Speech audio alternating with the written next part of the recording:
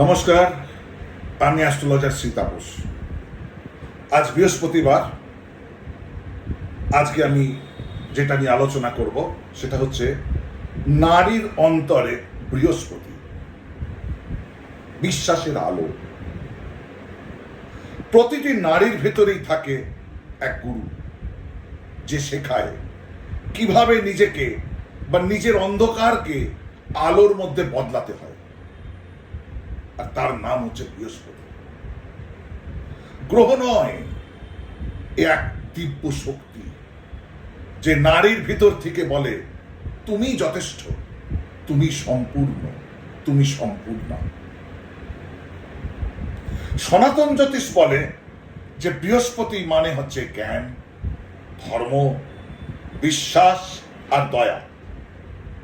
তিনি সেই আলো যা নারীকে শেখায় কাকে ভালোবাসতে হবে, কাকে ক্ষমা করতে হবে, আর কবে নিজের জন্য দাঁড়াতে হবে। নারীর কুণ্ডলিতে বৃহস্পতি মানে হচ্ছে তার জীবনের শিক্ষক, তার জীবনের পুরুষ, তার জীবনের শক্তি এবং সেই অন্তরের স্বর, যা বলে আমি হারিনি, আমি শিখছি। আর যখন বৃহস্পতি দুর্বল হয়, তখন নারী ভুল মানুষের ওপর বিশ্বাস রাখে, ভালোবাসাকে ভুল জায়গায় খোঁজে।